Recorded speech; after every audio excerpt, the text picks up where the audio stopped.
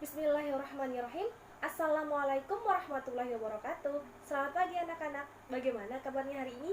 Semoga selalu diberikan kesehatan oleh Allah SWT dan bisa mengikuti pembelajaran hari ini dengan sehat walafiat. Ya, sebelum kita memulai pembelajaran, alangkah baiknya kita berdoa dulu. Berdoanya di tempatnya masing-masing. Berdoa mulai.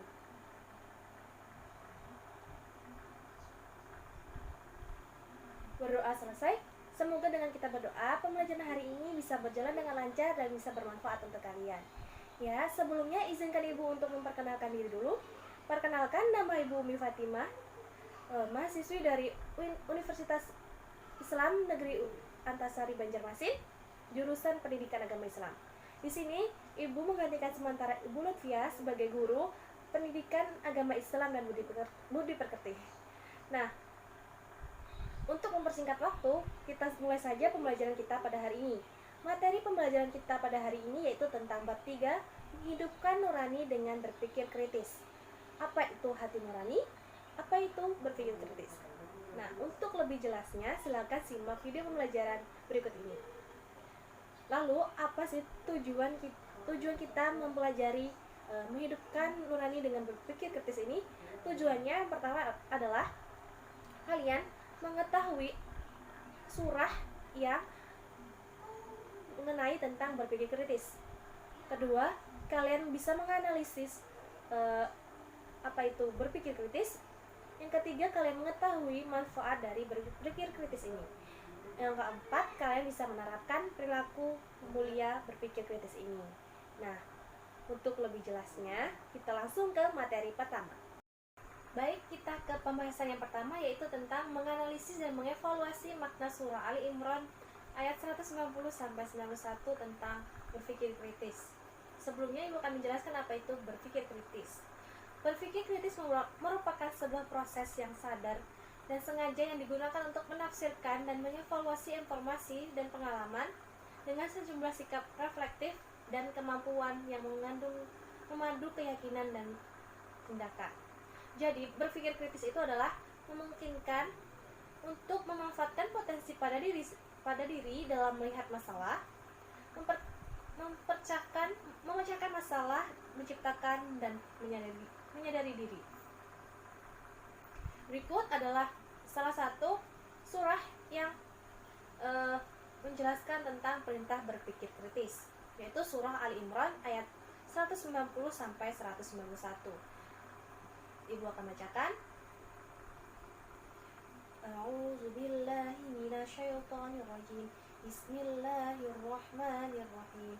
Inna fi khalqis samawati wal ardi wa ikhtilafil laili wan nahari laayati liulil albab allazi yadhkuruna Allaha qiyaman wa qu'udan wa ala junubihim wa yatafakkaruna fi khalqis samawati wal ard Rabbana ma khalaqta hadzal batila subhanaka faqina azabannar.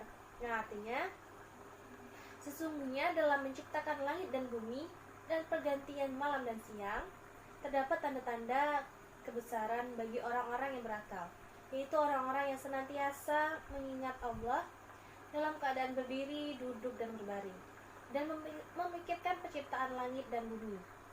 Seraya berkata, ya Tuhan kami, tidaklah Engkau ciptakan semua ini dengan sia-sia. Maha suci Engkau, lindungilah kami dari siksa api neraka. Itu tadi arti dari surah Ali Imran. Ya, dan itu adalah salah satu surah yang memerintahkan tentang berpikir kritis. Baik, kita lanjut ke materi selanjutnya, yaitu tentang menyajikan keterkaitan antara berpikir kritis dengan ciri-ciri orang berakal atau ulil albab sesuai pesan surah Ali Imran ayat 190 sampai 91. Definisi tentang berpikir kritis disampaikan oleh Mustajji. Ia memberikan definisi bahwa berpikir kritis adalah berpikir secara beralasan atau relatif dengan menekankan perbuatan keputusan tentang apa yang harus dipercaya atau dilakukan. Contohnya adalah kemampuan berpikir kritis merupakan kemampuan membuat ramalan, yaitu membuat prediksi tentang suatu masalah, seperti memperkirakan apa yang terjadi besok berdasarkan analisis terhadap kondisi yang ada pada hari ini. Dalam Islam, masa depan yang dimaksud bukan sekedar masa depan di dunia, tetapi lebih jauh dari itu, yaitu tentang akhirat. Orang yang dipandang cerdas oleh Nabi adalah orang yang pikirannya jauh ke masa depan atau di akhirat. Jadi tidak memikirkan dunia saja, tapi juga memikirkan akhirat. Maksudnya, jika kita sudah mengetahui bahwa kebaikan keburukan akan menentukan nasib kita di akhirat, maka dalam setiap perbuatan kita harus ada pertimbangan akal sehat. Jangan dilakukan perbuatan yang akan menempatkan kita di posisi yang rendah di akhirat. Berpikir dulu sebelum bertindak. Itu adalah moto yang harus menjadi acuan kita ya, sebagai orang yang cerdas. Karena setiap perbuatan yang kita lakukan akan ada balasannya nanti di akhirat. Jadi kita harus berhati-hati dalam melakukan perbuatan. Baik, kita lanjut ke pembahasan selanjutnya, yaitu tentang manfaat berpikir kritis. Apa sih manfaatnya? Di sini di dalam buku pembelajaran ada 9 manfaat yang bisa kita dapatkan dalam berpikir kritis ini. Yang pertama, dapat menangkap makna dan hikmah balik semua ciptaan Allah. Yang kedua, dapat mengoptimalkan pemanfaatan alam untuk kepentingan umat manusia. Yang ketiga, dapat mengambil inspirasi dari semua ciptaan Allah dalam mengembangkan iptek. Yang keempat, menemukan jawaban dari misteri penciptaan alam melalui penelitian. Yang kelima, yaitu mengantisipasi terjadinya bahaya dengan memahami gejala dan fenomena alam. Yang keenam, semakin bersyukur kepada Allah atas anugerah akal dan fasilitas lain. Yang ketujuh, semakin bertambahnya keyakinan tentang adanya hari pembalasan. Yang ke-8 adalah semakin termotivasi untuk menjadi orang yang visioner, semakin bersemangat dalam mengumpulkan bekal untuk kehidupan di akhirat dengan meningkatkan amal saleh dan menekan atau meninggalkan maksiatan. Itu tadi adalah manfaat kita berpikir kritis. Cukup banyak, jadi kita harus belajar untuk berpikir kritis. Lanjut kita ke materi yang terakhir, yaitu tentang menerapkan perilaku mulia berpikir kritis ini. Yaitu kita dengan yang pertama, kita senantiasa bersyukur kepada Allah atas anugerah akal sehat.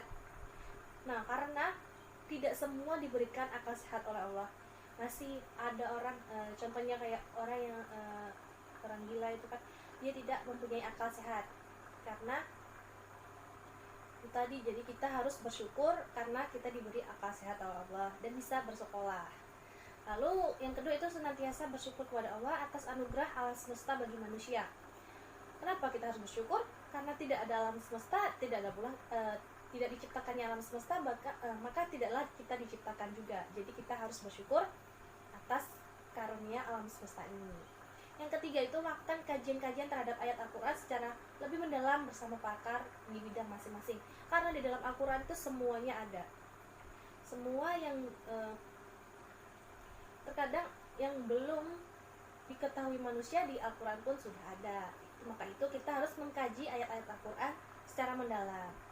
Yang keempat adalah menjadikan ayat Al-Quran sebagai inspirasi dan melakukan penelitian ilmiah untuk mengungkapkan misteri penciptaan alam tadi. Yang kelima, yaitu menjadikan ayat-ayat kauniyah atau alam semesta sebagai inspirasi dalam mengembangkan iptek. Mengoptimalkan pemanfaatan alam dengan ramah untuk kepentingan umat manusia. Membaca dan menganalisis segala gejala alam untuk mengantisipasi terjadinya bahaya. Senantiasa berpikir jauh ke depan dan makin termotivasi untuk menjadi orang visioner, yaitu semakin ingin tahu, rasa ingin tahunya tinggi. Senantiasa berupaya meningkatkan amal saleh dan menjauhi kemaksiatan sebagai tindak lanjut dari keyakinan tentang adanya kehidupan kedua di akhirat sebagai perwujudan rasa syukur kepada Allah atas semua anugerahnya. Karena ketika kita selalu memikirkan akhirat, maka kita akan selalu memikirkan atau memikirkan perbuatan apa yang baik dan perbuatan apa yang buruk. Kita jadi terhindar ya, karena kita memikirkan akhirat, karena apa yang kita lakukan maka akan nanti ada balasannya di akhirat. Lalu yang terakhir itu termotivasi diri berpikir kritis dalam memproses semua gejala fenomena alam terjadi. Jadi kita setiap ada fenomena alam yang terjadi, kita bisa memikirkan apa yang terbaik dan apa yang terburuk untuk diri kita. Ya, itu tadi pembahasan kita di bab 3 ini. Mungkin itu saja dari Ibu. Jika ada yang ingin tanyakan, silakan tanyakan di kolom komentar Google Classroom. Sekian dari Ibu, salah hilap mohon dimaafkan. Wassalamualaikum warahmatullahi wabarakatuh.